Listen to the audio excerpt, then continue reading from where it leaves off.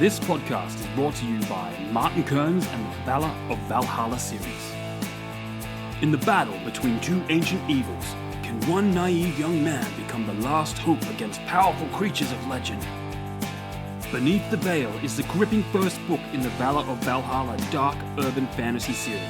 If you like reluctant heroes, infernal myths, and bloody epic clashes, then you'll love Martin Kearns' formidable foray into the unknown.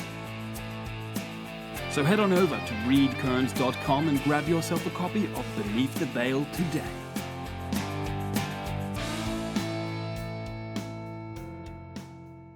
Hello guys, and welcome to another episode of Stories, the True and the Fictional. Our guest today needs no introduction because you probably hear his name all the time. But how you going, Martin? I'm doing all right. How are you? Oh, living the dream. Yeah. Cranking it solo today. Ryan's still not with us, but everyone be in good spirits. He is too. He's just dealing with some stuff, and he's really putting the effort in to get himself better. So he'll be back before you know it, and Good. we'll dive back into the comic book episodes when he gets back. So because they were doing really well, and then we had to jump ship mid comic book arc, sadly, but what can you do? Well, he's got to get well, and he's in the right place. So I'm glad to hear it. Yeah, that's it. All right, look, I'm not going to waste any time. We're not going to go for the record, Martin Kearns' record of more than 2-hour episodes tonight. But I did try these new quickfire questions on Jack Roney last episode, or a few episodes ago, depending when this episode drops. But Martin, do not be don't be scared, don't be worried. They're pretty. He's shrinking beneath his chair. Because this is your fourth time on, we're not going to go easy on you, but I am going to go a little easy on you because it's all book related. And like I said to Jack, like just whatever comes out is fine. Like when you're at the shrink and then they hold up the sign and they go, "What do you see?"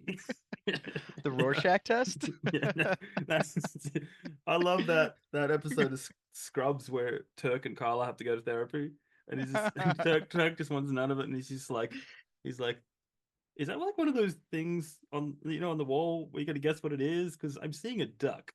It's just a picture of a duck. He does it over again. Yeah, amazing. God, I'm glad you plugged Scrubs. I think in one of our episodes I said that was my favorite sitcom. Yep, and that's when we really became friends, Martin. That's true. It was just like, yeah. You hear they're bringing it back? Yes, and I'm a little worried, but because their last season was a bit of a dumpster fire, but yeah, it just was different. I didn't dislike it, but it wasn't Scrubs. Yeah. That T-Mobile commercial has been keeping me going for a while. With Turk and JD in it. Is that Jason Momoa? Yeah. Was he in it with them? He might be. You're right. Yeah, there's one where he sings. He's like, and Jason Momoa is just auto-tuned to the max. He's like, amazing. Yeah. No, that's great. Yeah, look, I'm okay. Look, season 9. I felt like it was supposed to be a spin-off, but the studio wouldn't allow it, or the network wouldn't allow it. So, that's a good point. If it was a spin-off, I don't think it would have been that bad. They should have just gone, yanked JD straight out of it. Here's a new Scrubs spin-off. But they're like JD. It's like no. Because season 8 was just phenomenal. That ending was the ending as far as I'm concerned. That was the ending. That would be like if they brought back like a Seinfeld spinoff after their final episode, like something unpredictable, and then they come out with the Kramer spinoff. Yeah. Just I agree with you 100%. They should have done it, gone in that new direction. Yeah. But, we'll see. The whole cast is returning for this one, but because I listened to their podcast for a while because they did a rewatch podcast, and that was pretty funny because they got everyone on, and you found out all this information and all this behind the scenes stuff, like when monkeys ran amok in the. I don't know if you remember the well, I think they used monkeys a lot, when they would do the flashes. Yeah. Well, apparently, some of them escaped, and they were on a floor, and then I think Turk was having a nap in one of the rooms, and the doors flung open, and there was a monkey just Oh my bursted God. in, and he's just like, "Oh crap, what do I do?"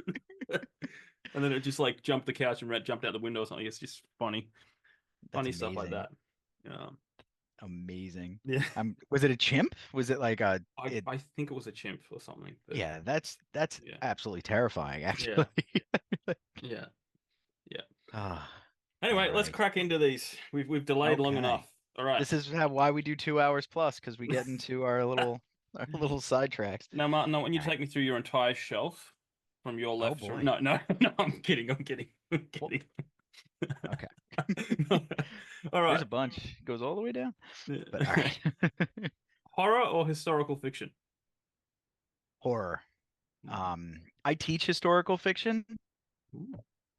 but I teach A Tale of Two Cities, and I will until they pry it out of my gnarled, old, wrinkled teacher hands. I I just I think it's a great way to start. I start with Edgar Allan Poe horror, Yeah, and then I move into that.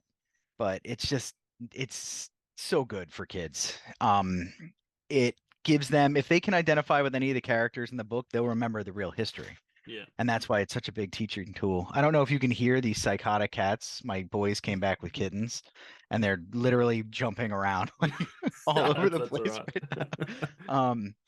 But whatchamacallit? Yeah, it's historical fiction is super important, but I'm a fantasy writer. Yeah, I'm starting to come to terms with that. I yeah, say horror all the time, but I read almost exclusively horror. yeah, I just love it. yeah. Well, I think I know what the answer to the next one will be. Fantasy or science fiction? Ah, It's tough.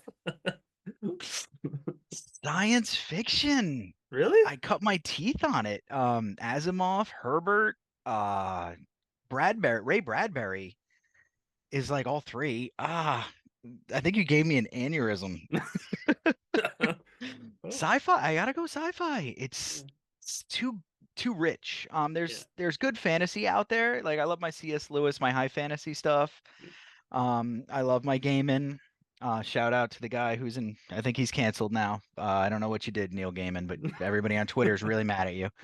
Uh, he's with Rawlings now. Mm, But now sci-fi is just it's too diverse and there's just too much brilliance for me yeah. to lean towards fantasy. I guess you could say the same for fantasy though. Yeah. I'm sticking with my first answer, sci-fi. Lock it in. Lock it in. I gotta Okay. What's the first book you remember reading? other than like the little kid stuff when Yeah. with like one 5 cent or 5 word sentence. Yeah. There was a novel I remember I was in Lake George reading it. It was called Monster Ring. Ooh. Um, it's a kid who goes into a thrift shop, very Gremlins, Ooh. and he gets like you can have this and this, but you can't touch the ring, and he like swipes it or something, and he gets the monster ring and you put it on, and if you turn it once, it basically turns you into a werewolf, and then if you Oh. turn it again, I guess like a super werewolf. But if you turn it 3 times and something with the full moon, like you'll never turn back again, Oh wow. and that sort of thing. I still remember that book. I read it like 6 times. That was a cool book. Definitely good for a kid of whatever age I was. Awesome. Awesome. All right. What's the last book you read? That's a very good question. I haven't been reading nearly as much as I should. It's actually it's not this copy, but it's this Lansdale, this the drive-in multiplex. All right. This is a copy for being part of the Patreon. But a lot of my favorite writers and Brian Keene, he owns a bookstore in Pennsylvania now called Vortex. He put this together to honor Lansdale, and it's got all their signatures, Oh and wow. every author that's in it signed it as well. S.A. Cosby, he's a great horror writer. Laird Barron's like my favorite, and it's got them all down the line here. So I bought another copy so I wouldn't do to the jacket what I just did to it. And I've been reading that, and it's like splatterpunk horror. It's like Wow. real gritty, gory kind of Yeah. stuff. Brings me back to the 80s. I feel like I'm in Blockbuster Video, kind of Oh, I going love down it. the horror aisle, just in pure the old school way. And that's the last one. I've still got a story left, but Yeah. that'll be close enough. Yeah. All right. Um, What's a book that's on your to read list that you want to get to? I have like 60. I should show you. I should literally take this upstairs to my bed, Yeah. and there's a stack, and it's What three deep. what's on Um, the top of the pile then? it's a fantasy book actually, and I never read fantasy, but it's called.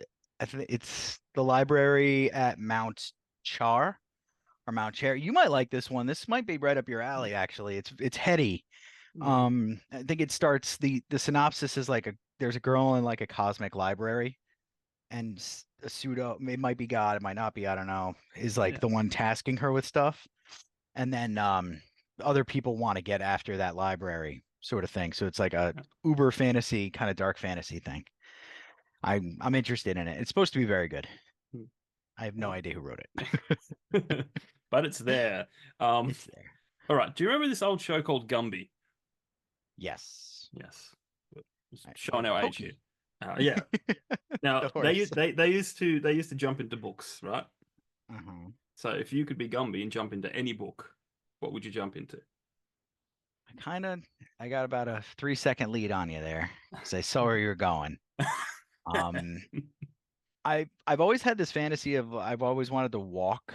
Now that I'm older and my knees don't work, I don't want to do this at all anymore. But when I was younger and stupider, I wanted to walk across the country. And I actually had a job where I traveled a lot, so I did get to drive all over the country. Yeah.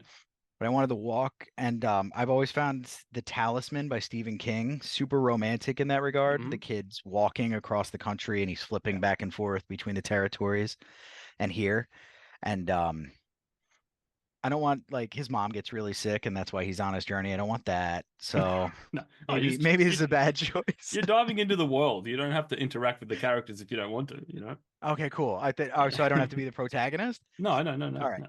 That works. So I could be like a side guy. Cool. Then definitely the talisman. No, or you can just avoid them altogether and just go the opposite direction. You That'd know, be kind of it's cool just like, too.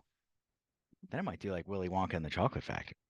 mm, Now we're getting somewhere. yeah, yeah. Always wonder because that chocolate looks so good in that movie. The river of chocolate. Yeah, Yeah, that is inspiring stuff right there. yeah, yeah. That's where the line comes from, right? The Snosberries line that they use in I Super think so. Troopers. I think I so. think Yeah, that's I think it's like the wallpaper. yeah, It's been too long since well, in a few years the kids will be older. I'll probably be watching the seventh remake of it. yeah, yeah. And that's the good thing Mm. about kids. They get hooked on one movie and they want to watch it over and over and over and We're in over that. Hotel Transylvania right now. Yeah, my well, because that's I basically half raised my niece and nephew because I was just Oh, around all the time, and then yeah. they'd always want to not watch a movie other than one they've seen, and I'd be going, watch this one, watch this one, watch this one. They go Uh-huh. like, no, no, no, and then I sit them down and I put it on, and then Right. they just wear it out. They watch it like 12 times a day or something like. So the first one was Land Before Time, Oh, you know, perfect. and they're like just like they're just completely nuts. Yeah. They didn't tell them there was another like 17 of them, but you know the first one, Just the the just the first one, first one's good. Yeah, the keep with first the one's first great. one. Um, I and still have a then Littlefoot upstairs. My son has it now, but when I was a little kid, I had him. I named him Chippy, but I have a yeah, Littlefoot stuffed animal from like 1985. oh, that'd be worth a lot. Probably, actually, I Um, didn't think about yeah, that. probably everything's worth something. The other one I did that I regret so much was Milo and Otis. That's a tough one, yeah. I As a mean, I don't think as there's a a death, no no right? but for me as a Okay. kid, love it. As an Yeah. adult, it's the narration. The narrator Yeah. is. I'm just like, what? I'm just like, shut up, I just gosh. remember him walking too. He's like a Brit, isn't he British or something? The dog is like, Yeah. here comes the dog, mighty and strong, and doing that. All I remember is like, go, this or that. It sounded like Monty Python. Um, and then I remember them throwing a cat over a cliff, but you could tell it was a fake one. And then even with the cats floating down the river, and you could Mm, just tell it was distressed. Like it's going, yeah, that's not good. like, let's just put this cat in a box and float down the river. And be like, oh, the stuff that they got away with back then, PETA you would know? not let that fly today. No, they won't let You could anything fly today. you could probably do, speaking of cats, still at it. You could probably do Homeward Bound, Yes, I love those as movies. well. That's a good one too. The first one Yeah, was Shadow. I'd the only one and Chance. Now that's yeah, coming back. yeah. And there It's was a the good second one. one where they were in San Francisco or something. Oh, okay. Yeah, All but right. yeah, I was on that because Michael J. Fox, man, it was just like, because I think he voiced Chance. I think he did. That makes sense. Yeah. Yeah, everything he touched was gold for a long time. I still love him. His Oh, he documentary was was. very good too. Yeah. Yeah, it's Yeah. tough. Yeah. Nah. Just Back to the Future for me is just everything. It's just There you it's go, one of the. sci-fi. It's one of those. It just holds up. Oh It yeah, still that's holds why up. Rick and Morty unabashedly says that we copied the concept Yeah. from Back to the yeah, and Yeah. that's why we did this. I think that show's on its last legs too now, but Yeah, well, they kicked out the creator or something. I think they said, mm, and then the they did voices something. changed. The voices changed in the last season or whatever. That'll do And it too. yeah, because that will kill a show. Like 2012 Ninja Turtles Hmm. had 3 seasons with Jason Biggs voicing Leonardo, and then Okay. he left, and they replaced him with Seth Green. They sound nothing. Okay. They sound nothing alike, Yeah, like at all. that's. I mean, Seth Green can copy people pretty well, but I can't see that working. No, like yeah, no, it was like and it was just Seth Green being Seth Green. It wasn't like I'm gonna try and imitate someone else. Right. He's not the master like flipping Jim Cummings, who you don't even Yeah. realize that he's doing Winnie the Pooh, and it sounds exactly like the original Winnie the Pooh, even though that guy's doesn't do it anymore. Right. Yeah. All right. If you could have anyone read your favorite book to you, who would it be? I mean, I'd have to have a favorite. So first, I guess we have to fall upon favorite book, which we'll do the same as favorite movie. Princess Bride is my comfort food, Oh, and okay. then this will go well with Goldman's masterpiece. We'll do J.K. Simmons, but J.K. Simmons, I almost said Mr. Omega, from Invincible, from All right. Whiplash Wow. for all you listeners Yep. out there. He was in the movie with the Spider-Man. aliens. Oh, of course, Spider-Man. Yeah. Get Thank me you. pictures of Spider-Man.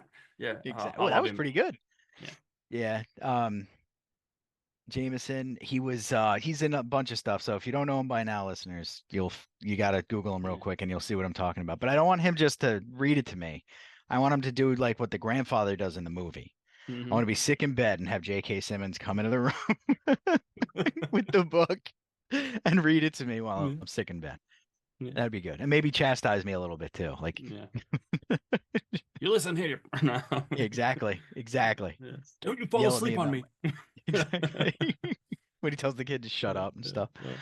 Oh He's man. he's a he's a great actor, JK. He's I mean, nobody knows his name. Well, the good people do, but like, well, now I feel like I'm marginalizing certain listeners. Like people who are interested in film, I should say, not the good Yeah. people do. I, for example, didn't know his name or Stanley Tucci's name until like 6 years ago out of guilt. Yeah. Because I love them and everything they've been in, and they're character actors, and nobody remembers the character actor's name. Yeah. It's those two. Gary Oldman would Yeah. count in this category as well. He's probably the Yeah. most famous character actor, I Yeah. think. Yeah. No, Um, he's Goldman in everything he does. Goldman, the old man, the Goldman. everyone. I flipping loved him in War of the Planet of the Apes. I think it was War, or was the one before it? Rise of the Planet? No, Rise, Dawn. I don't know. I've The got the them middle all. the middle one, the middle one. Yeah. Not Okay. the one with James Franco, not the one with Steve Zahn, the one in the Hmm. middle. Okay. That Yeah, makes he was sense. in that. Yeah. Um, I'm pretty sure was he in Book of Eli as well? He was in Book of Eli. He does a Yeah, great job in that as well. that's just a fantastic film.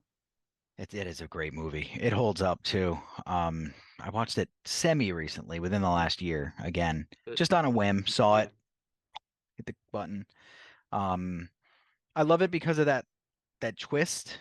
No yeah, spoilers, but and he carries the movie every time he's yeah, talking to his band of thugs. yeah, Denzel does a great job, but doing what he's doing, but it's not yeah, particularly yeah, entertaining what yeah, he's doing. yeah, yeah. He just does Although a good although he villain. does a good job of like I didn't know the twist. I watched the whole thing and did not realize the twist. But then you go back and watch it a second Right. time, and you can see that, it's Hmm. just like that's just brilliant writing.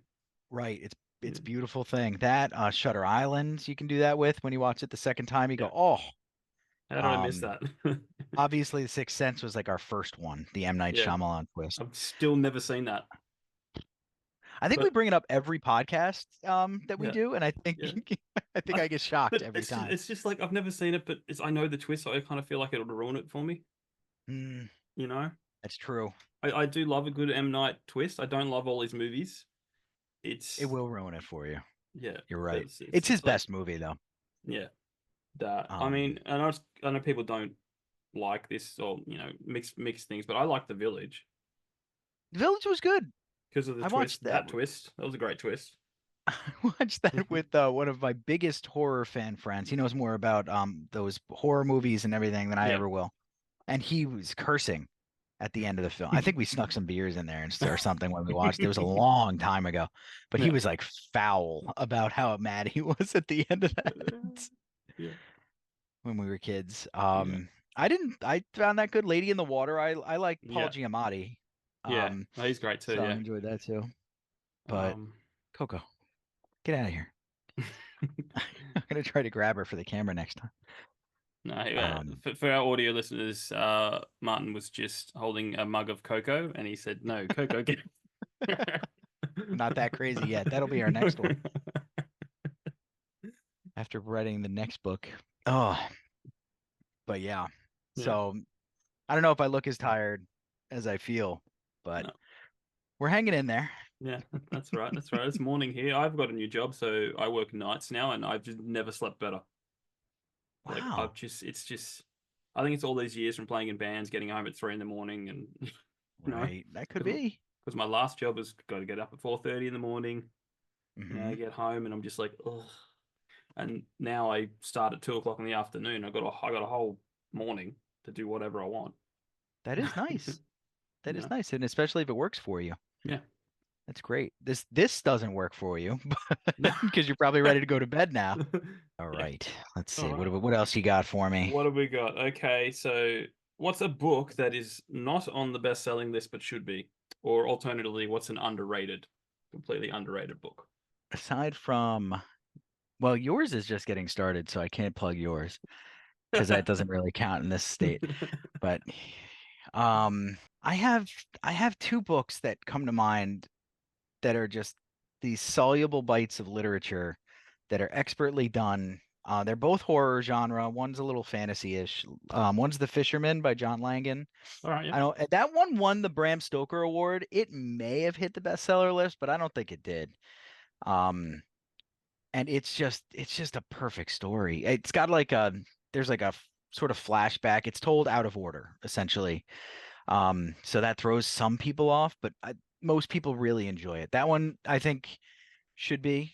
And if I have to like split it 50-50, because The Croning by Laird Barron is a brilliant short novel, just past novella size, and it brings in Rumpelstiltskin and turns the Rumpelstiltskin story into something so menacing. It makes it hard to sleep, if you can believe that. He's Mhm. just so good at it. That's another one that should be more prolific than any Stephen King story, in my opinion. Mm. So those are the two: The Croning and The Fisherman, guys. Get Cool. on them. Get on them. All right. If you could combine the works of two different authors, what would you choose? Merge them. Now I'm cheating because I'm seeing in front of me, I'm seeing Lewis Carroll. I see Shel Silverstein over here, Yeah. and that's where the sidewalk ends and everything. And Yeah. how about we do H.P. Lovecraft? So we can do we can do horror and children's wrapped together in like a souped up Coraline, just terrify children forever and ever. Well, It's like where sidewalk ends in Cthulhu's realm. the children in horror, like that's like you freaked me out. As soon as you put a kid in a horror movie, you terrified me. I can handle God, I most love horror, it. but like children, like I don't know if it's because I don't know what it is. I don't know what it is, but It's Pet Cemetery was yeah, terrifying because of that kid. yeah. I couldn't watch Full House because that kid was in it. He was in Michelle's class, and I would see him. I'd be like, "Ugh, Gage." Yeah. I'm with you. This Shel Silverstein wrote like like the little kids books. I think Shel Silverstein wrote The Giving Tree, Where the Sidewalk Ends, like all those Yeah, stories. So we're trying to like wrap up that with maybe some sort of eldritch god terrifying thing. That'd be kind of fun. Let's do yeah, that. yeah. We'll mess up some people. I won't watch it. Sorry. No, please don't. I won't watch it. I I won't don't read think it. Or I don't think I would watch it, to be honest with you. Mm. Um, it's tough to fall asleep after reading that. I freaked out on the flipping Supernatural episode where they had the changelings and the whole kids in the neighborhood would just switched with changelings. Like, That's a mommy, messed up and I'm just concept. like, No, just no, thank you. No. No, a lot of people I know love Supernatural, by the way. I'm glad you're one of them. I have yet to indulge. I'm very particular. Hmm. I only like the first 5 seasons. Okay. There's that Go. many. There's 15 seasons, Whoa. and Eric Kripke sat down and wrote 5 seasons. Okay. Like the whole overarching arc. This is where it starts. This is how it escalates. This is the end. All right. Perfection. It ends perfection. And And then they go. Eric Kripke leaves, and they go. Money! yep, money, money, money. And it goes Because on for 10 more. even by the end of it, uh, Jensen Ackles and the other guy, I keep forgetting his name, the brothers, the main characters, they were burnt out because the show's about them traveling around helping people all over the country. So they Right. go and to different locations. So they fly into work and then they go 3 hours here to shoot there and shoot, and it's just they're going everywhere to give you this feeling of we're traveling. Okay. And after 5 seasons, they're like, oh, geez, we can't do this. And then then they keep going, and it's just like, now we're in a central location. Everything's Yeah. here, and just it just doesn't work. Okay. There's a I lot can of see plot that. holes. There's a lot of plot holes, like That's significant plot fun. holes. Like it's like you've established lore, and now Uh-huh. you're just changing. Well, you can't do that. That's And what when they you have do. something big budget too, like Yeah. it'd be like if Rings of Power decided to, well, we're gonna move away from the Silmarillion now and do our own thing Yeah. for a while, just to extend out the seasons or whatever they Yeah. like concept that is. You can't do Mm. that. Yeah. No, no. Well, that's what All they do. right, But sis. all new writers, they probably didn't even think about it. No, you said. Yeah. And Money, they got money, money. 15, like 10 I more think seasons for And streaming. I tried to watch because I went back and watched not from the start, but from season 6, a few years after. Because I tried to watch season 6, episode 1. I was just like, ugh! And then I went back and I made it. It kind of worked as a different show if you ignore the first 5. But the only memorable episode was when like an angel really hated the movie The Titanic, so he went back in time and stopped the Titanic from sinking, so the movie wouldn't be made. That's actually pretty You know, brilliant. that's pretty funny. And it's just like fate. Technically, it was like a spirit or a being or a demon or whatever called fate that was going around killing off the bloodline of every person that was on the boat because they're supposed to be. That's pretty funny. Like all these people are having freak accidents, and just like at a Yeah, massive rate, and then, like so it people was who very cross clever. Putin falling out of windows. Yeah, yeah. Yeah. Yeah, it was no, that was Oh very clever. man. But that's the only one out of what the extra. I think I got to season 10. I watched 5 seasons, and I was just like, "This is just." Okay. And then it got to the just you're clearly out of ideas because now the new bad guy is God's sister. Just like, Now we're getting okay, into the Gnostic texts. There's yeah, more than one God now. All yeah. right. It's just, it was just, yeah. Wow. I couldn't make it to the end, and then I think I watched the final scene just out of curiosity, and it was just horrible, horrible how they ended the whole thing. That's brutal when that happens, though. When they take something that's good and then they destroy it. I'm not a because of fan. because of money, money, Money, money. money, And I wonder how money. much extra they really made. Well, Well, probably a lot, actually. apparently, like being in television is better than being in movies because you've always got a job, like True. to a point, like you've got consistent work. Hmm. Um, but then I have bigger respect for all these what do you call it, the soap operas now, Hmm. because we had a guest on a few years ago, and she did a bit of soap opera stuff, And it's literally like you are handed the script sometimes on the day, learn it, we're shooting it now. Kind of like you've got to be that, you know? That's a skill then, Yeah. just to be able to Yeah. get it in. And Yeah. I mean, you can tell by how they film it and what they're Yeah. doing, like, Yeah. but you have to give, yeah, you're right. You have to lay some respect on that. That's true. Yeah. I mean, I can't It's stand a them. whole different, I can't stand watching them, but I respect you. Much like yeah, James Blunt. exactly. I cannot stand listening to James Blunt. He has the most irritating voice, but I have to respect him because he, Hmm. you know, served in the he was the tank commander in the army, British Army. Oh, okay. And it's just like he Wasn't it apparently Prince too? he stopped World War Three way back when, like by Okay. disobeying an order, like that would have, if he went through with it, if he obeyed, that would have started a massive conflict with Russia or something. So I'm just like, respect, Interesting. man, respect. Okay, I'll take that, James Blunt. But I hate your voice. But please don't sing to me. All right, last one. You're head of the education department for a day. What book do you put in the school curriculum? This one's easy actually because I was talking to my wife about this one, Yeah. and it would be Letters from the Great Emu War. Oh. Because no, but think about it. I teach Animal Farm Yeah. already, Oh, which cool. is anthropomorphized Yeah. animals during the Bolshevik Revolution. So it's like World War I era Yeah. and stuff. We don't do any literature from Australia, Hmm. which it'd be kind of nice to pull some in Yeah. to the curriculum and stuff like that. And I have a smaller specialized school. We're an alternative high school, so I have a lot of different versions of special ed. So I wouldn't need that many copies. I Mm. could get like 20 copies and make that work for me. But that's a great book. It's great. It works well for correspondence too. It Hmm. works well for different forms of writing in the first person as well. Yeah. And it's a good read, man. After that shameful plug of your work, which is really good, um, I'm proud of you. I think that's amazing. I Thanks. really do think that was a gnarly idea, Yeah. and I think you really gave it a good whack. Yeah. It came out well. After that, what would I put in a school curriculum?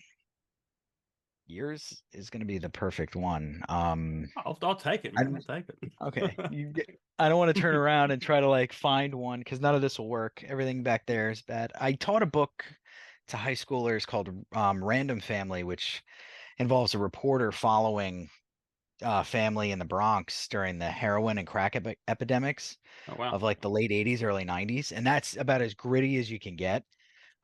Tried teaching it a little bit up in the suburbs when I moved up a little bit further away, and I got a little Mm. spooked. I was like, I think some parents might get a little mad. Yeah. So I dropped that. I try to play it a little safer now, so I don't think Yeah. any of the horror behind me. Even Edgar Allan Poe is tough to get. It's a little dark and freaks kids out now. Yeah. Um, I used to teach, and still kind of do teach, the Black Cat, but I mean, he kills the cat in the story. So it's like when the kids go home and they're like, Yeah. "What'd you do at school today?" Yeah. So I think I'm gonna stick with your book. I Okay. think Yeah. that's a good bet. That's awesome. I did go to school some guy from a school last year say, "Well, do you have a study guide?" You know, and I wouldn't be a bad idea to put that he together. he bought a complete class set. Oh, You so know, you already have it in a classroom. no, like yeah, the book. Yeah, Yeah. not. All right. I haven't done a study guide or anything yet because Well, we got to get in touch with Scholastic. I'm trying to wrap my head around it. You know, like I Well, just yeah. It works in that. I mean, I've been in that world for 14 years, and it works in that world. hmm Um, and then for that same reason that we were talking about earlier too, that you can merge it with history. You yeah, can talk about certain things in yeah. global, and in the United States we do 9th and 10th grade we do global studies, Oh wow, which is supposed to be like basically everything but the US essentially. And yeah, then you do US history in 11th grade and kind of try to hammer all that in 1 year. yeah, Um, but I mean they go from like the Mesopotamia all the way up. yeah. So there's a lot that's left out in global, but this Yeah. would work. Well, Be I'm cool. happy to. Some kid from Maryland's did a project on it. You know, I didn't hear from him after. I said, "Let me know how it goes." Yeah, But come on. No, yeah, That kids Okay. are flaky these days. Yeah. He's on TikTok or something. No, well, he was like 12, 13 years old, I think. Yeah. And it was so funny because he had this little script asking these questions, and then you could tell that his mum was off screen. She's like, "Say this fantasy," you know, just like, you know. That's great. And then she emailed me after going, "Thank you so much. He was nervous." Yeah, yeah. I said, "Oh, let me I'm know how it sure. goes." Yeah. Um.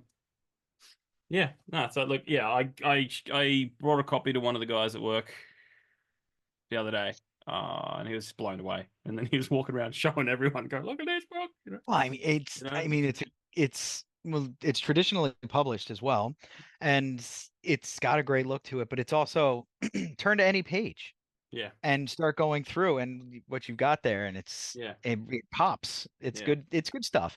And like I said, I love that there's a kid that his project was to talk to you, the author. I love that Mhm. there's a classroom set already out there. Yeah. If it's available at Barnes and Noble, I can get Yeah. my classroom set very easily. Yeah. Yeah. Well, it is. It is. It's available worldwide. The publisher's done a pretty good job. Um, of getting it out there, and I'm still selling. Even my old crappy version selling, the one I did by myself. Like that's just I They keep allowed getting. you to leave that up? Yeah, well, they said may as well. And I just view it as a first edition, you know, Oh, okay. because it's a little different. Like the only major difference from the updated version is there's more artwork in it, Yeah. and I had to take a few words out because they wanted to make it a kid's book, and the other Right, version right. I wasn't allowed to say bastard or whatever, and like Yeah. I don't put heaps of language in anything I write. It's just what I do. Um, Even the zombie trilogy I'm working on, it's only a few words here and there, but it's still pretty tame. But it is comedy horror. Um, Right, which is yeah, so you need a couple of those expletives every now and again. yeah, I well, have a similar vibe with sex. Sex sells. There's a lot of romance adjacent and fantasy yeah, and stuff. I don't put gratuitous romance or yeah, sex scenes in the book. I have yeah, friends who love reading that stuff. My wife yeah, enjoys Sarah J. Maas. yeah, That's high fantasy with a big edge of that. yeah, And she's never said like, why don't you do this, my wife, but yeah, my friends have, and it's just not yeah, me. yeah, It's not my thing. yeah. But the curse word aspect of it, like I get it. Yeah. Well, Um, I like to think if a character is being chased by a horde of zombies, is he going to say, "Oh no, they are chasing"? Like, no, he's gonna say, I yeah, don't swear all that much, but if that happened, I would. Like, right. it's just like, Yeah, no, I get it. yeah. It's gonna be there. I have a few F-bombs here and there. I've had students find my book and read it and come in and be like, get his skinny ass out the window. It's like at the third page of the first book. I'm like, thanks, Yeah. buddy. But no, I mean, whatever they made you do for the second edition Yeah. it's gonna be well worth it. Yeah. Yeah. The only thing I didn't really like is I liked having the terminology at the back of the book because it's like a glossary kind of thing. Like, so Mhm. when you're reading it, you're trying to understand what they're saying, but they're going, "Oh, it's a kid's book, so have it at the front." And I'll go, "Okay, that's fine. That's fine." But Yeah, stylistic issue. This is why yeah, working with a publisher, I guess, can yeah, be a little tricky. yeah. Well, But you're an easygoing guy. You're not yeah, be like, no, deal's off. yeah, Uh, yeah. I have the first one here as well, by the way. Uh, I think I do have two copies, and I do believe the second one is mm. the one from your publisher. I have to find it, so we're here somewhere. Um, to my historical fiction section. Yeah. We're next to Well, my mythology. that's the thing because people ask me like what genre is. I can't. Like, you can't really say it is historical fiction, but it's not historical fiction. You have to And get that word salad out. That like, word anthropomorphized is well, important. I basically just say go read a book by Seth Graham Smith called Abraham Lincoln Vampire Hunter. There you go. It's like, sure, it's Yeah, Abraham Lincoln's history, but then there's this fictional element put into it. right. But there really was a man named Abraham Lincoln, and he really did, fight a civil war. That's true. They could have been vampires. We don't know. That's also true. No, you weren't there. I wasn't there. And victories. History is written by those who win. So That's also true. And a big trope. And there's a vampire somewhere going, the true story of Abraham. yeah, exactly. Oh man, that's phenomenal. Is that it for your curveballs That's for it. me for That's it. tonight? We're done. We're Oh, done thank with. God. We're done. I don't know why I found that so stressful. That was fun though. Yeah, they're easy, and look, you're paving the way to other guests that come on for the third or fourth time because they can listen to this. They go, I know the questions, but Uh-huh. I can't be bothered changing it for every single single person. Yeah, Like that's true. That's very it's true. just tough. It's just tough. I'm still like reeling about the sci-fi fantasy one. Yeah. That's gonna bother. I'm gonna wake up at 2 in the morning. Like Yeah. fantasy. I All could have made right. it. I could have made it easier. I could have gone like fantasy or children's literature. No. Oh yeah, it's true. It's super tricky because those are my three. Well, I guess that's a lot of people's three bigs. Horror and sci-fi are in under the umbrella of fantasy, at Yeah. least according to Amazon. Yeah. And you know how you do your meta. Yeah. But yeah, that's tough. If I had to choose like one for, if you had asked that question, we'd still be on that one. If you had to choose one for the rest of your life, which one would it be? All right. Magic Eye or Where's Waldo? Magic Eye, actually. I used to love those. Oh, they just I just I could hardly relax ever my do them. eyes. Just relax my eyes and Yeah. stare at it. And my mom would be like, "What are you doing?" Yeah. Wasn't that a fad? Yeah, those were out there. That was the Goosebumps era when we used to have. I mentioned the company Scholastic earlier. Mhm. They had a book fair for us as kids when we were in elementary school, and it was like the greatest thing. Yeah. And none of us liked reading, but we loved going to the Scholastic Book Fair, all the Goosebumps books and the vampire books, and they always had a million Magic Eye books. Yeah. And you'd pony up your 850 and get like one of those and one of these. R.L. Stein was making money hand over fist at those, I'm Yeah. sure, Yeah. or because of them. Is he still around? Does he still write? He I don't know if he's still writing. He had the teenage series that they Mhm. turned into a show. I never read a word of that. My wife saw him at Comic-Con and brought my book, Superstitious. I have yeah. one of his very few adult novels, and Mhm. he doesn't personalize them, but he was so tickled that somebody actually bought that book Mhm. and had it. And it's all ratty. It's somewhere around here. And Yeah. he signed it and he wrote my name in it. So I was like, yay. Yay. Yeah. Yay. But to answer your question though, which I didn't, I don't know. I don't think he is though. No. He certainly doesn't have to. No, he's set for life, man. Yeah, he's in good shape. Yeah. This is the one who's driving me crazy, by the way. This is Coco. Wow. She's a And- little kitty cat. And she's not even color of Coco. Nope, not at all. She was named by my son Charlie, who makes it a point to not make sense at all when he Yeah. makes decisions. Yeah. The other one's name is Dooley. Mm. It's around here somewhere. Somewhere. Yeah, no, well, my sister just got a new dog, another whippet. So they got two whippets. 2 whippets. And they said, we got a new dog. You're not allowed to help name it. What do you mean? because of the cat situation from 25 years ago. Okay. Maybe it's 20. Maybe it was 20 years ago. 20-ish years ago. I have spoken about this before, but they got a new kitten and said, "Here's a kitten. Its name is Dash. We're going on holidays for 3 weeks. Please look after it." Oh, okay. So for 3 weeks, me and my friend Chris just sat there going, Chris? Leonard, the Chris went, Leonard. It's freaking Leonard. And it was literally, it was just like hours. Like we would sit on our lap and we go, Leonard. And then 3 weeks later, they come back home and they go, Dash. And it's not responding. And then I literally stick my head around the corner of the door and go, Leonard. And the ears pop up and it's like, and we're like going, yes. And then they went and they go, here's your cat. It's your cat now. Oh, brilliant. Um, That is one of the best pranks I've ever heard in my life. The perfect amount of deviousness, too. Yeah. Well done, gentlemen. Didn't work out for me though, because it was the worst cat. Like, it was just insane. Like, it wouldn't use the kitty litter unless it was clean, like Okay. mint. Like, you basically had to go, okay, you've used the kitty litter. Mm-hmm. Now I have to empty it and put a new one in every Right. single time. And Yeah. poop or pee doesn't matter. And then and just ended up having to get rid of it. We took it to a shelter, and then a few days later there was an ad in the paper going like, this is our new cat, Harry. Oh, And they've renamed it again. I'm going, "Jesus, Leonard. it's already got a complex." Um, He'll never poop right now. yeah, yeah. Poor Harry. I don't know where Harry is right now. Probably, well, it's been that long. No, I won't say it. Gosh. I won't say it.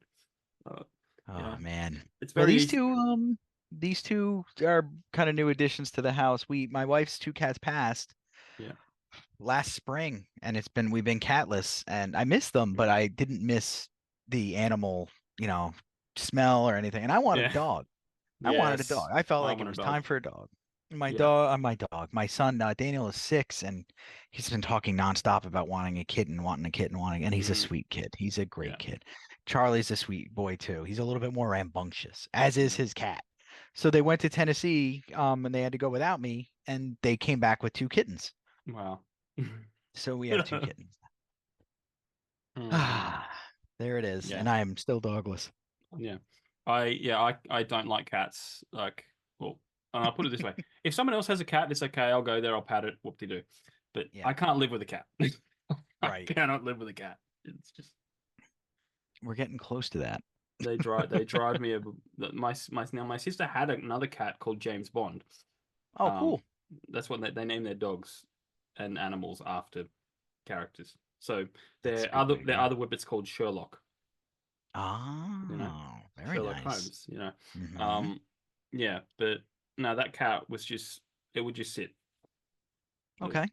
The only time it would annoy you is if you hadn't seen it in 3 days. Like if they go on a holiday and they come back and it's like, rah, rah, you know, Yeah, um, bother. that's it. Or when they had to shave, because it was Himalayan, so they had to shave it a few times because all the hair got knotted, and then it Uh-huh. wouldn't leave you alone because it was like, I'm naked.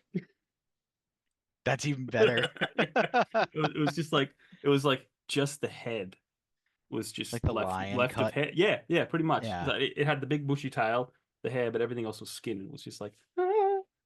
Yeah, and they're vain animals. They are not comfortable when you do that to them. Oh Yeah, man. yeah, We had a long hair that we had to start doing that too as he got older. He passed it. I think his age was 17 or 18. yeah. My wife loved him, and as he got older, he got rattier, and we just had to start trimming him real Hmm. low. And that's eventually you could just see him staring at you across the room like you did this to me, Yeah, and because he had this beautiful mane coat. Uh, that stuff is yeah, brutal with cats anyway. They get yeah, mad and they hold a yeah. grudge. We should write a Yes, story about it. yes, yes. The Great Cat War. I don't know. Oh, there you go. This podcast is brought to you by Rebecca Cassells of the Rising Dawn series. Do you like violence? Do you like smut? Are you tired of the stereotypical novels of werewolf romance out there and want something a little bit different? Then pick up Sparked Revolution, Book 1 in the Rising Dawn series by Rebecca Cassells. Available on Amazon, in Kindle, and paperback. You too can become a sponsor of Stories The True and the Fictional by heading on over to buymeacoffee.com/STTATF or follow the link in the show notes.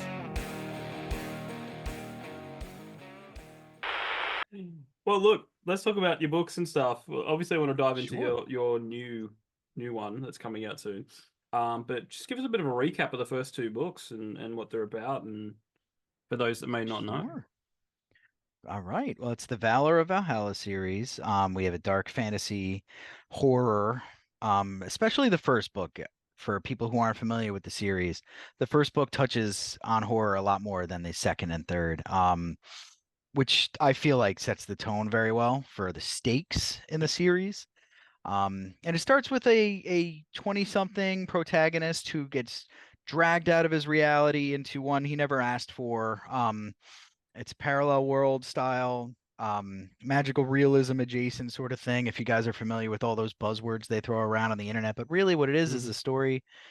It's a story about just figuring out who you are. And it's filled with monsters from myth and legend, demons, you have angels, you have Greek myth, Egyptian myth, we have monsters from Australian myth. Aboriginal monsters are in there. That's my bunyip. I'm very proud of the bunyip, by the way. It's such a cool creature. It is a cool creature. And I Yeah. like what it stands for too. Yeah. Keep it clean. Keep it Yeah. clean and it'll be fine. Yeah. But there's the story goes takes a turn. It's not neat and pretty, and we have sort of a cliffhanger ending of sorts. The second one starts off intentionally confusing, I guess, or intentionally muddled. You don't really understand what you're following, but you're interested in it in one of the arcs that are going on at the beginning of the second book. Then you have a bereaved character you're following as well. You're getting to know some adjacent characters from the first book a little bit more. At this point, you're wondering a little bit about certain things that maybe weren't tied up in the first book as well, and I'll get to that in a second.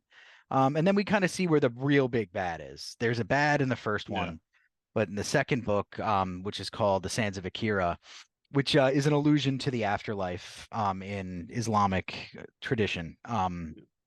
So you get kind of like, okay, no, this is what's really going on here, and you see how our cast of characters deals with that. And the good side and the bad side are both growing, and then we wrap up that story with a very heartwarming sort of, I wouldn't say happy, but people enjoy how the second book ends. It kind of it gives a punch in the gut to the right thing. Makes you feel good when you put it on the shelf afterward. And that was very indulgent for me to do. I enjoyed writing it that way. So I did.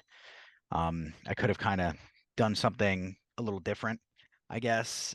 Maybe tried to be a little George R. R. Martin about it and stuff. But I feel like for the last 10 years, we've been dealing with so much dark in like the real world too. It was nice to do something that felt nice.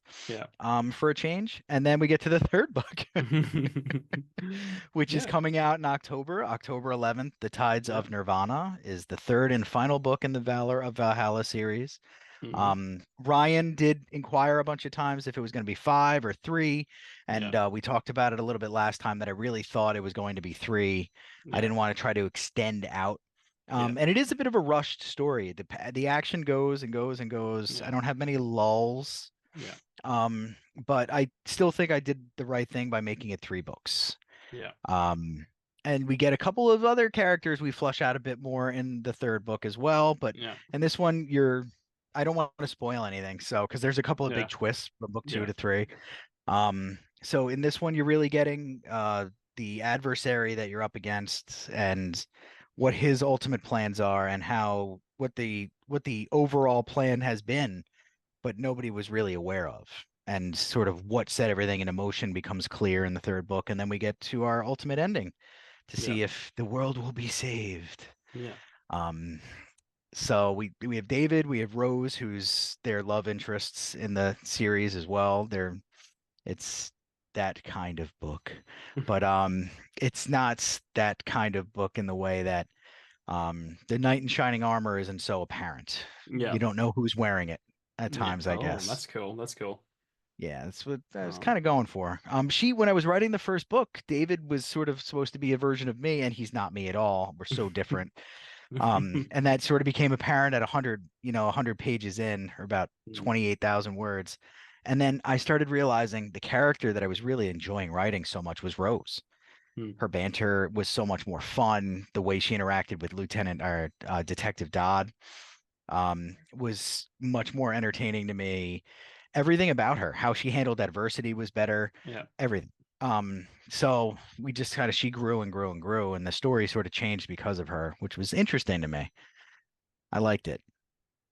I'm happy to be done with the series though. I've been wanting to start writing another urban fantasy, maybe not so horror as well, unfortunately, for some readers, because there's people who want me to write more horror. But I do have, before I do start my my next novel, I am finishing up a short story collection called Kinder. Nightmares and Plaintive Tales, or Hauntings rather, from Beneath the Veil. And that collection is all the little stuff that didn't get wrapped up in the book. Because if you're going to have a story where a bunch of demons and monsters from myth are sort of just unleashed on the world, you're going to want to see some side action. Like what happens when the centaur runs through the elementary school, or there's stuff going down. So I decided to do about 11 stories, and going to put those out in the spring. Is that is it Please tell me when the Centaur goes through the school, is it going to start teaching the students about about mythology? like Charon. So that's for the listeners who don't know, that's the guy who taught Achilles how to fight. Yeah.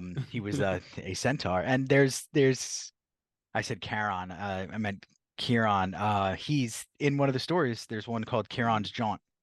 But it doesn't actually happen in a school. Oh, He okay. chastises a bad dad who's All right, okay. get better at saxophone, you stupid kid.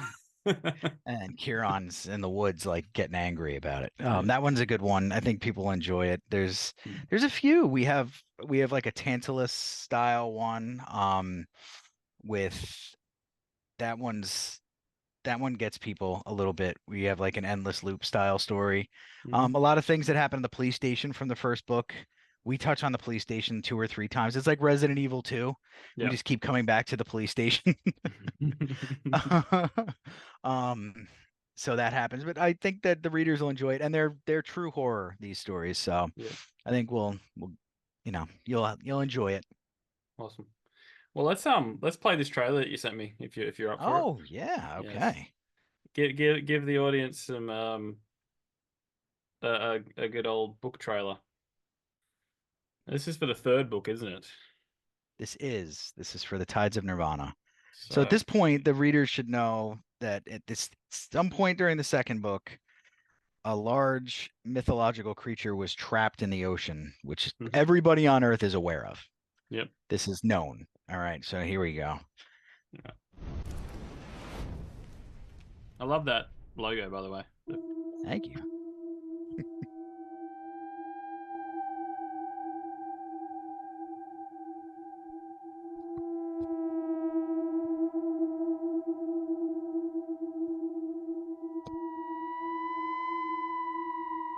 Our stock prices are still affordable, but they won't be for long.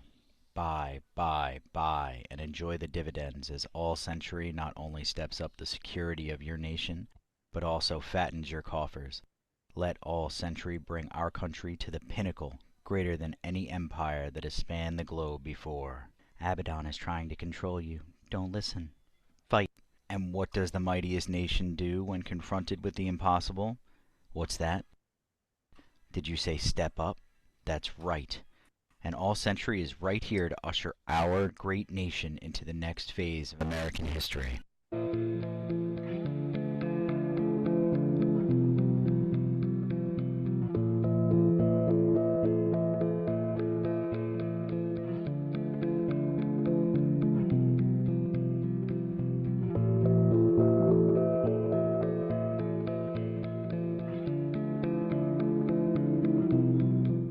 So who's the dude in the suit? Is he Abaddon?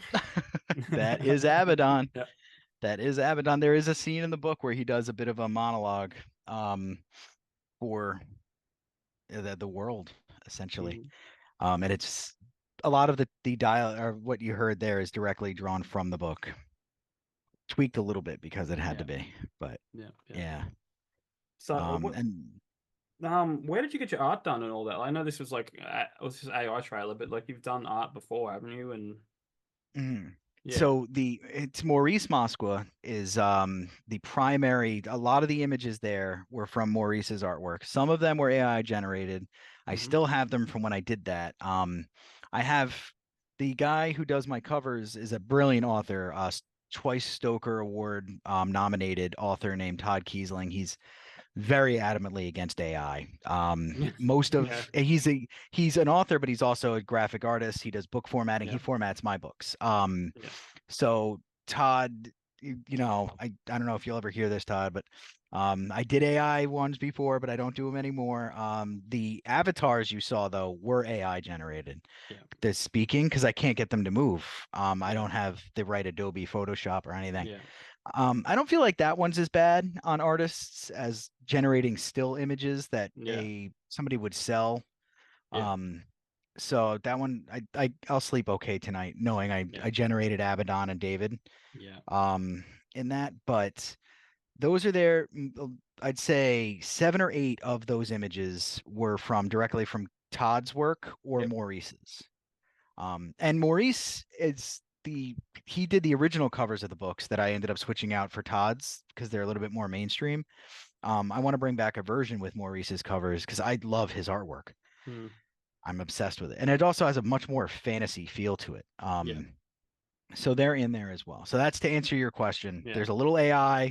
There's a Yeah. little of the artist drawn. Yeah. No, I'm with him 100% on AI art. It's just like I have this argument with Chris all the time because Chris uses AI for his job. Right. like and he just loves it, and it's because he can't draw. I think that's one of the things, and it's just like, I think you might and be right. And I I mean, always I don't joke. know that about him. I always joke when he goes, oh, and he shows me an AI art, whatever, and I go, that's great. Now take that concept, give it to an artist. Look, I'm not going to pay Well, it's $600 true, for. There's a soul there. The original ones of those characters speaking, there's a reason you hear my voice. Oh, it was Yeah. hard to listen to, whatever, for me. Was because I voiced it over. It's horrific Yeah. to listen to the AI robot, like the TikTok style voice or whatever, Yeah. is just brutal. Yeah. And even my wife was like, you have to do something about that. So I was like, okay. Yeah.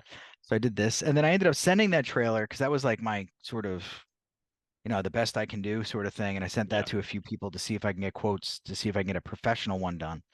Yeah. Actors, no actors, I don't know. We'll see what comes back to me. But clock's ticking because it's August 24th. So no, everybody that's seen it though says it's pretty cool. So I was like, okay, maybe I'll just run with that. Yeah. Yeah. Yeah, maybe you can hit Chris up. He can do some voiceover. He do a good Abaddon. Oh, he's got a great voice too. He actually did a bit of voice training and acting training and stuff like that. So he's just got a great voice, Chris. He can. I can do a little bit of voices, but I can't. Nowhere near as good as him. I could have Ryan do the David part where he's like, Abaddon is trying to trick you. That Ryan would be tickled by that. No, he would love that, man. And he won't Let's see if we shut can up get it. about. I put him in my first zombie Bucks Night book, just because I wrote these screenplays way before I really knew Ryan well.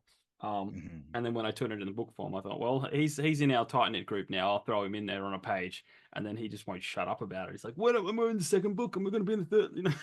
Can I have my leg? Can I have my leg ripped off by a zombie?" And I'm just like, calm down, calm down. Man, Ryan, that's what I love about him, though. Yeah. If I had an eighth of his enthusiasm for the things I love that he does for the things he loves, oh my God. That's great. But no, you're right. I mean, you guys are busy, but I'll ask. I'll ask Chris and Ryan if they'll do it. No, I don't. Well, I mean, it's just a few lines here and there. Like Chris will do it 100%. Like just zoom up and just go, That'd be fun. Then we can maybe I won't be able to get back on, but you could show the one with Chris and everybody can compare and contrast. Yeah. No, that's cool. No, he'd be down. He talks about doing audio drama or what do you call it? The audio version.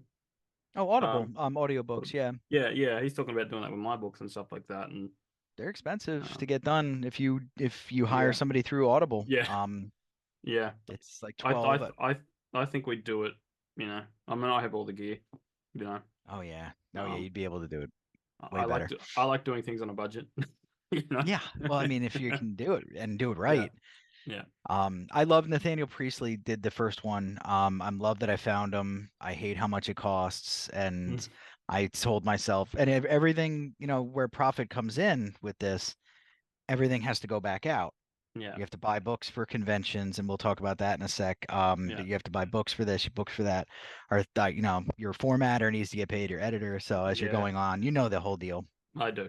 So I just haven't had it for the second book's audiobook yet, but I'll get all three done. Yeah. No, I just try to do everything as myself as much as I can now. It's like if I have an idea and I write something that is just okay, yes, this is just yes, then I'll go approach a publisher, and I'm sure Shoreline would do it again. Because they're a hybrid. Okay. I know there's mixed thoughts about that, but for me it's just like it would have cost the same to do it myself anyway, because you kind of just putting the bill to a point, and then hybrids are fine. They're all professionals, right? Exactly. and they've got all the contacts, so it worked well with my Emu book because like it's getting into schools, it's being Right. nominated for awards, and stuff like that. So, and it's still selling. So, There you go. I'm kind of You yeah, got wins across the board, and hybrids are good. It's just that what gives the bad rap to the legitimate ones are it's just like the AI written books that are flooding on Amazon. yeah, There's it makes it tough for somebody who's independently published to get yeah, sales. yeah, And I'm glad they're doing something about it where you can't run. I think you can't run ads now, unless you somehow show that you're human, and there's yeah, something else as well. yeah. But anyway, Amazon's been a pain in my butt since the beginning Yeah. of this process. And it all I started with my publish date was set wrong mm, by accident. And I lost like 7 weeks of that bump yeah, that Amazon gives you with your first book. And the series has been like behind ever since. But we yeah. still sold, 4,500 copies, but it's still like Wow. a grind. Well, Yeah. some of those were at 99 cents. Yeah. Like Yeah. some of So those are a that's deal. the thing. That's the thing. Look, Amazon's fine if you sell like, 100,000 copies. Yeah, Whatever, it's just like exactly. I'll take that money. But it's yeah, obviously I went through there to just when I was figuring out all this stuff out, but now I kind of know how to do stuff, and I really don't like Amazon all that much, but I think it's a It's hard to love necessary them. evil. It's also that. I mean, I don't know what I would do without them, but I'm not Yeah. thrilled that they're there, if that makes Yeah. sense. I plugged Brian Keene earlier, Vortex in PA. Mm. He's a brick and mortar bookstore that does Yeah. it right. They do Magic the Gathering, D&D. They have an Yeah. annex on the Oh, side for it's signings. He's living the dream. It's everything I want to start the barn publishing, where I have yeah. a giant publishing house that obviously it's a barn. Yeah. But like there's presses right over here, and we're doing adaptations for comics over Yeah. here, like taking Oh, novels, making graphic novels, and we're all in the same. Yeah, exactly. Like you just hit it right there. Like, oh, yeah. we Yeah. could just run over to this side, and like all the Yeah. creativity is housed within the same, 5,000 square Yeah. feet, and we can talk, and we Yeah. know where the ink is, Yeah. that kind of Let, thing. You don't need to let, run to Chicago. let me get my passport. I'll be over there shortly. No. Oh man, don't I'd think love I that. haven't thought about that before too. When we get the Oh, stories crew up here for yeah. New York, we're spoiling you Yeah. one Yeah. day. We It's on got my to. list. It is on my list because I was talking to the It's a guys at flight. work. I've never been on a plane before. I don't Like, think you want to make that your first flight. I know, I know, but it's just like but I think I'd want to because I'd want to do something. I don't want to just take a quick flight down to wherever. I just want to That's go true. somewhere. My friend John did a Knowles course 6 months in the outback. They stopped in Korea, South Korea, um, and then flew the rest of the way. So that'd probably be the best route unless you head the California way, Yeah, which would be Hawaii, California, New York. yeah. That's a Well, lot. yeah. Well, I'm not fussed about California. Um, I know it's all the songs are like, let's go to California. It's hard to find a song that isn't about let's go to California. You It's know, fair. I'm just like, yeah. No, but like Chris was born in South Korea, so Okay, there you you know, go. and he just raves about South Korea. Might be because he's Korean, but It could like be. there's how there's like no crime there. You can leave a laptop in a cafe and leave it there, and it won't move, and you go back there the next day and it'll still be there. Like that's They how. used to say the same for Japan. Like you could send your 5-year-old to the ATM to get money for you and stuff. Yeah. Chris, that's why he's got that K-pop vibe, I guess. Oh no! Do not mention K-pop to him. No. Will he It's hear just. this episode? Because I kind Yeah. of had a feeling it would make it blow up. I'll make a soundbite. He doesn't listen to the episodes. All But right, good. I'll make a soundbite and we'll get it over to him There you go. and he'll be Well, like, wait until after we ask him to do the voiceover first. I'll leave Then I'll we'll leave do. I'll leave that part out. I'll leave that part There out. you go. Yeah. And Man, he said he's in favor of corporations running the government jeez, because apparently it's maybe he's joking, maybe I don't know. You never he know, has to Chris. be. But because over there it's like Samsung is one of the big ones, and Yeah, apparently like no one over there has iPhone. It's Samsung, right. and it's like basically these corporations sponsor the parties or whatever. I don't know how it works, but Well, it's kind of the way it goes here, not in yeah, America. They yeah, just lie about it. yeah, Um, but badly. man, Yes, very badly. We've got our own circus going on right now. I'm hoping for it to come to a smooth resolution. Yeah. In any event, we're not going into politics on this. No, no. But the third book does get a little politicky in a way. There Politicky. in that there's, but it does lean heavily more on less government, more corporate. Yeah, I mean, if the denizens of evil are going to be, think of the devil's advocate, right?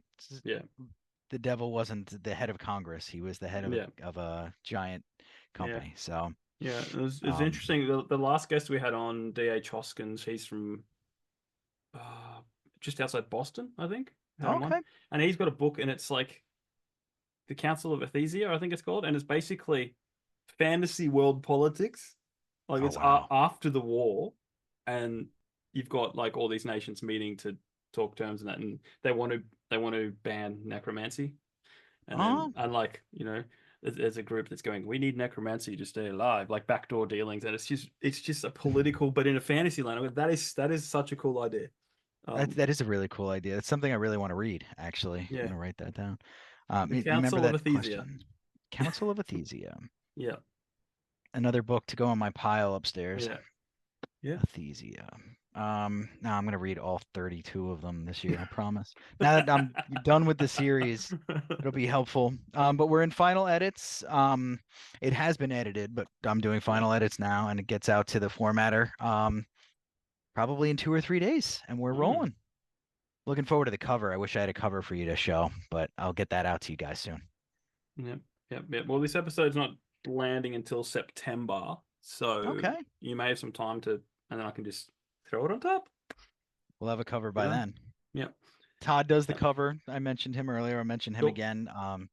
Yeah, he's fantastic. He wrote Coal Black and Infinite is his most recent collection of short stories. It's Mm-hmm. phenomenal. It's got one of the best zombie stories I've Mm-hmm. read. Yeah. It's Wow. called Black Friday, and Yep. it's a dude working Black Friday at one of the big box stores. Wow. And guess what happens?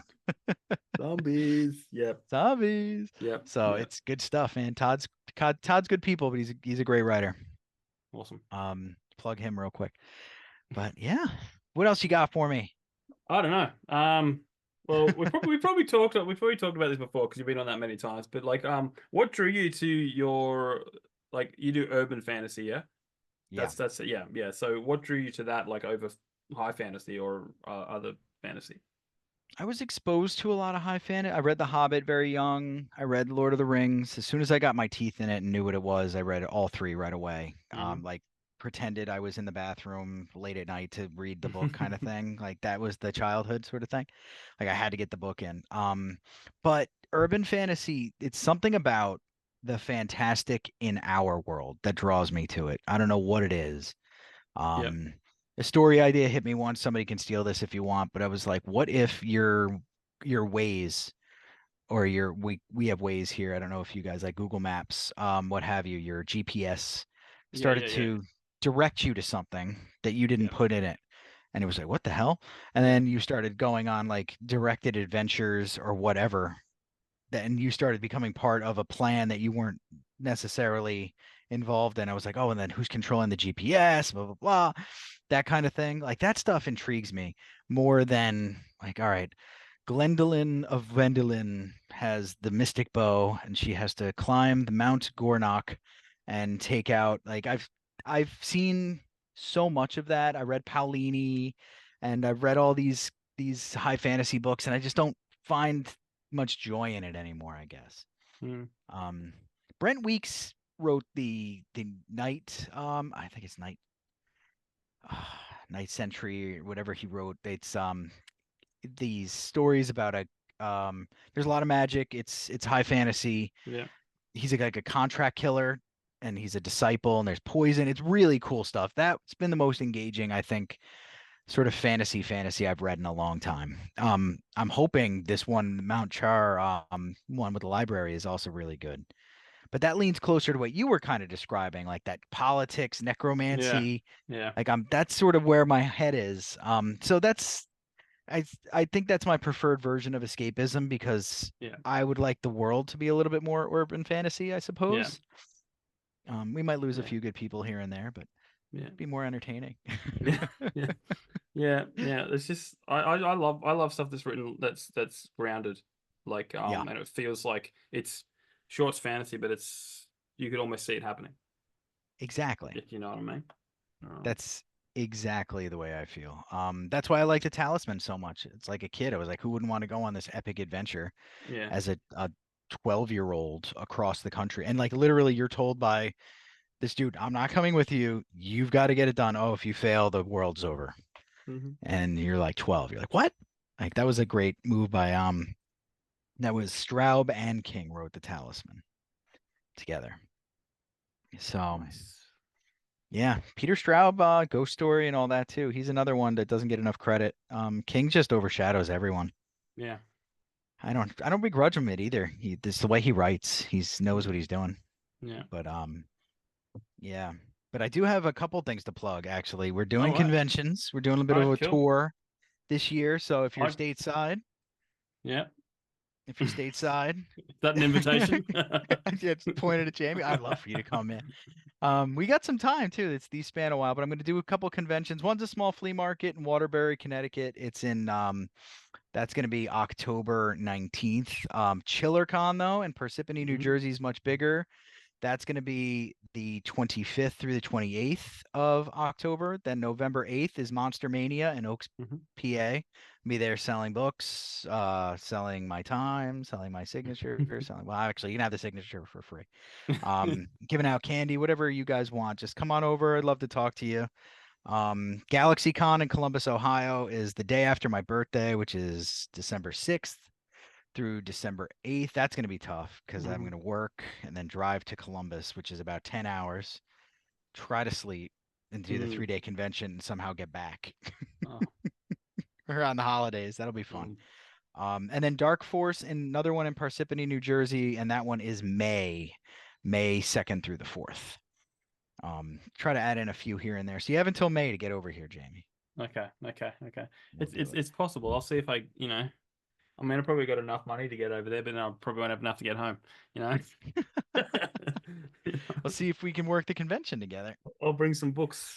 We got a bunch of them here to sell. I'm looking at a bunch of boxes right now. Yeah. I'll be like, You bring your book. why is this book $1,000? Yeah, Why exactly. is It just says Jet Blue on it. I don't know what that means, but we put my wife and I put a lot of work into the setup too for the booths and everything at these things. So hopefully it goes well. Right. We'll So see. your third book's coming out, and that's the last one in this series. Like, are you going to start a new series? Are you going to start a new urban fantasy? What are you going to do next? What's the Finish the short story Yep. collection and get that out. There's one more story that's being written for it called The Angler, Hmm. which is probably my favorite story in it. It's a pretty dark concept, and that one's gonna get in there. We're gonna finish that out. I have the cover for that already because I can't get it out of my head, so I got another cover designer, Roderick Bryden, I believe his name is, and I better get that right actually. And he's fantastic. And that's ready to go. Most of the stories in that are also ready to go, which is good news. And then my standalone is going to come next. I want to write a standalone novel. I've had 3 ideas in my head. One is kind of winning right now, more than the others anyway. Um, it's a concept. It's going to be not young adult, but it's going to focus on somebody of that age. Maybe maybe he's 14, maybe he's aged down just a hair from that, but I'm thinking around 14 or 15. That magical age Yeah. when you're allowed, just enough rope to get yourself in a lot of trouble. Yeah, That kind that's of it. thing. Yeah. How come I can't find this cover? Because he's got his name on it. I know you're in here. This always happens to us when we're on the show. Mhm. Here it is. I was Oh, I was right. It was Roderick Bryden. Bryden. Yay. My last Yep. name? Yeah. Yeah. He spells it Brydon. Ah, the other way. I was gonna say, are you Roderick Bryden? But there she Well, is. there you go. At Kinder. For those who can Nice. see, it's Yes. a image of a gentleman looking in a mirror, Yeah. and all sorts of Yeah. reflections are looking back. Yeah. Apparently, historically, I was a Brydon. Oh, Um, but paperwork apparently. Ellis Island of Australia. Yeah. Is that So how it worked out? E. So the O became an E. You know. Yep, that's the way it went over here. They were getting off the boats, like, nah, it's too many syllables and Yeah. that. You're Smith, you're Smythe, Typo. whatever. Yeah. Yep, exactly. They just Yeah. changed names willy-nilly with the immigrants. Yeah.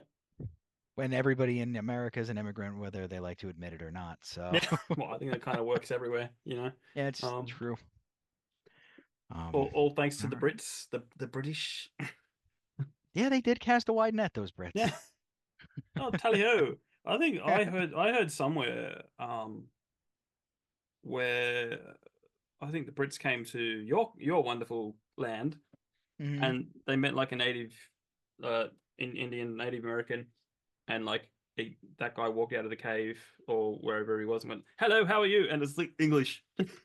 Oh And then wow. like these were the first colony people, and apparently some years 30 years before, someone came, took one of them, turned him into a slave, then he escaped and lived in London for 10 years, and they came back home And or they brought whatever. him back. And like he somehow got back, and then That's a wild story. and so you imagine you're in a new land, there's these tribes, how we're going to communicate with them, and they're like, hello. And it's That's just like, amazing. that's No, I mind-blowing. can't. I heard No, that somewhere. Yeah. that's amazing. I definitely I can deep dive. I'm a good enough internet sleuther to find that. Yeah, Um, you're a history teacher. You should have known that. well, I'm an English teacher, Yeah. luckily. Yeah. I teach next door to the history teacher though. Oh, But you can slide man, him a copy of my book. I might. I think you'd enjoy it. Pete's a huge art history guy too, so he's very into. Yeah, he's a cool guy. But yeah. Other than that, we have some merch up on the site. This feels like too shameful to No, plug, do but it. I am Like wearing the shirt. You got, beneath the veil. and then on the back, oh no, I gotta go this way. You've got the Oh, quote you that's probably cool. can't see, right? I could see sort of it. It says you have to know the dark to see the light. That's one of the Mhm. quotes in the book. There's some for the second book. They come in hoodies and all that sort of stuff. If you're interested in that sort of thing. Awesome. If you're not, that's fine too. Is that Mostly just set it up. store linked on your website and stuff? I take it. Yeah. It is, yeah. Yep. Cool. It is. So you can get them printed. They print them all based on the order, and then they ship it out. So they're not like sitting in my house or anything like that. Mm. I have a bunch of these from an author I like, and I decided to make my own. So there we go. That's what happens when you finish Awesome. writing and you're waiting for the edits to come back. You Yeah. start doing weird stuff like designing Merch. t-shirts. Yeah. No, well, Merch. I've got, I run a podcast, so that takes up most of my time. Like Mhm. I had a good writing session the other day. I think I did 6,000 words in one sitting. Wow, that's really good. Yeah. For you muggles out there, that's like running 7 to 10 miles in an afternoon Yeah. after you went swimming. Yeah. It is a little bit easier for me because I've got a screenplay that I'm turning into a book. Right. So it's the outlines there, but I'm just like, I hear you on yeah. that, but don't sell yourself short. Oh, That's no, still I'm not hard gonna. work because Yeah. screenplay leaves a lot out that you have Yeah. to fill in Yeah. in And prose. Yeah. it's good because I just do the overall draft and then I go back and fill it out more. But I'm also looking for plot holes and things that don't make Mm. sense. Like I realized that I left out a key character for the first half of it, the screenplay. Oh wow. And like, Yeah. she's around, she should be there, but she ain't anywhere and saying anything. I'm going, all right, now I'm gonna have to go back and make her more That's present. good that you caught that. Yeah, because it's hard because I've got the first book's Bucks Night and it follows a Bucks party, Uh-huh. and then the second book's called Hens Night and follows Hens party. They're running parallel, and then the third book they're all together. Okay. They all come together. So you got, and then plus you've got more characters you're bringing in. So it's like very dialogue driven. But but that's good though. yeah. I think a lot of writers at our level anyway fall into traps when there's heavy explanation and then in the narrative. Dialogue helps you avoid that naturally. So dialogue driven's good. Yeah, no, I've mentioned this a million times, and I'll probably have finished reading it by by the time this episode is dropped. But I'm reading the original War of the Worlds. Oh, very nice. That's very descriptive driven, and And But that's it's brutal too, because like H.G. Wells, Orwell, the greats, Asimov doesn't do this as much, but they're very verbose yeah, writers. After you read something like that, I feel like you have to read like Slaughterhouse-Five or something yeah, else that's very different right yeah, afterwards, so you don't get yeah, caught up in like how he wrote yeah, back then, because you could write like that when people had an attention span longer than 14 seconds. But now yes, people look at that, they're like, what? yeah. And then they're done. He's holding my attention. I read about a chapter every lunch break at work, but Oh, well, he's H.G. Wells. That's why he's yeah. holding your And attention. I'm going like, this is cool, and I'm like, yeah, I saw the Tom Cruise movie, but this is just different. Oh, This is it's just way different. different. It's like, and I'm going, he's ahead of his time. He was so ahead of his time that because that's like 124 years ago. You wrote that. When they read it on when they read the version on the radio, they Killed people. people Yeah, literally thought that the aliens were invading. They just yeah, had a ring alert. I don't know if you have a ring and in Australia. In America, we like to put cameras around that anybody can hack and yeah, look at and all Mhm. over. So we have a camera doorbell yeah, called a ring. And when you get one, there's an application where everybody can say whatever on their mind in your yeah, neighborhood a, under an alias called like yeah. Neighbor 27. So every Oh, yeah. psycho is out there. And so last night we did a little camp out with my kids out in the yard and everything. And when we came in the morning, the one of the neighbors broke down that alert aliens are invading, blah blah blah blah. And like he wrote a whole thing. Usually it's like there's a bobcat on Smith Avenue kind of thing, Yeah, or there's a bear ate my garbage. This was like yeah. really in depth. I Mm. was impressed. And it's funny you bring up War of the Worlds now because I was like, maybe the aliens were there in the woods with us. Yeah. Oh man. I Yeah. hope you enjoyed the ending of it. Yeah. Well, because it's got book one and book two. I've just started book two. Okay. So you know, pretty cool. Pretty cool stuff happening. Hmm. And I can Agreed. visualize it. Even though it's like before the cell phone. You know. Oh yeah, way before the television. Yeah. Yeah. But, Yeah, you're getting there. You're getting before I think that's pre 1900. Did he write yeah, that? it was 18 something. Yeah, you're talking gas lamps, no cars. Yeah. We're getting Yeah, well, into it. he did mention vehicle. He says the word vehicle, and I'm wondering if that just means Hmm. horse and carriage. He Because could. there's a lot of horses, Hmm. because obviously there's a scene where they're all being herded down, or they're all running down the main street, and Getting they're scooped up. That coming, is a spooky book. make way, they're coming. Um, Yeah, yeah, that is a spooky book. And then yeah, their Deus Ex Machina is yeah, literally for those. Well, we better not say. But yeah, if there wasn't that, there's no. You're not winning that fight yeah. in That's that it. day and That's it. age. And it's only Yeah, amazing what 100 years makes. yeah, How different things are. But yeah. anyway. All right, guys. Well, thanks for coming on.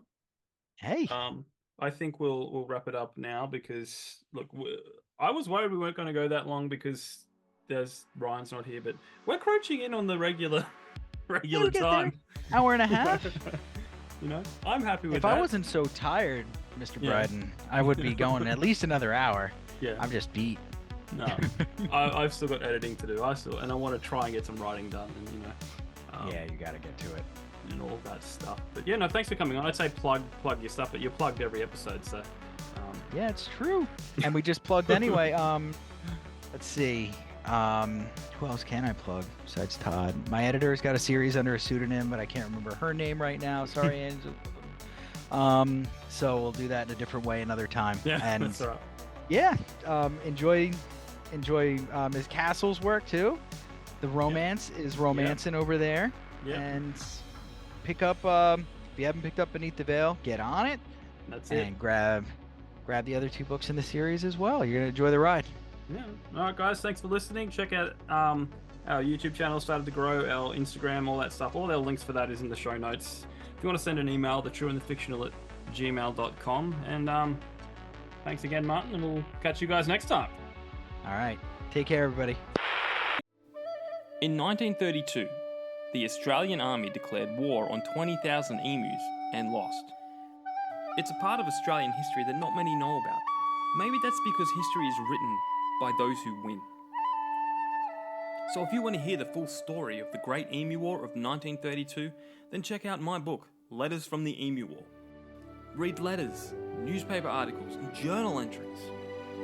With every turn of the page, you will gain a deeper understanding of the life and times of emus at war.